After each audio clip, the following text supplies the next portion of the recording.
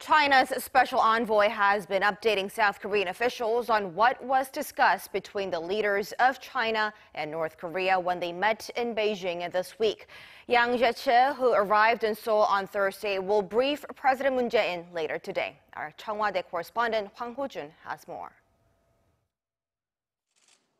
The visit by the Chinese State Councilor shows Beijing does not intend to be left out of the loop in the ever-changing inter-Korean relationship.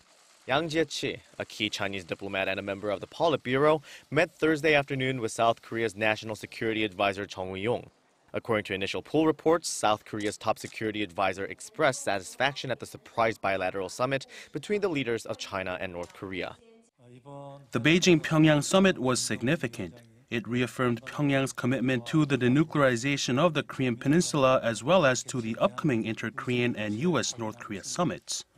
Chung also recalled his own visit to Beijing earlier this month as President Moon's special envoy when President Xi said China and South Korea are on the same page when it comes to critical issues concerning the peninsula and expressed support for Seoul's policy of establishing lasting peace in the region. Yang in return said the recent exchanges between Beijing and Pyongyang would only benefit the upcoming summit. We think Kim Jong-un's recent surprise visit to Beijing and his meeting with President Xi Jinping will help the April summit between the two Koreas accomplish even more. Amid the quickly changing situation, Yang stressed that both China and South Korea must continue to closely communicate with each other and seek to develop their bilateral relationship in accordance with the agreement reached by Presidents Moon and Xi. Last December, the two leaders agreed that war on the peninsula would be unacceptable.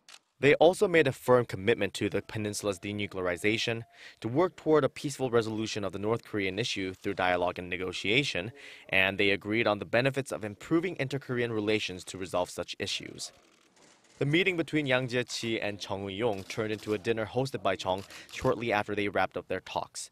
Friday afternoon, Yang will pay a visit to President Moon Jae-in. Meanwhile, regarding the fixed date of the much-anticipated Seoul-Pyongyang summit in April, the Blue House spokesperson said this afternoon that the South Korean government will put its utmost efforts into preparing for it, especially now that they have a fixed date. He also said that he hopes the April summit will become a turning point in establishing peace on the peninsula and call for the public's unified support for a successful summit. Hwang Hojun, Arirang News.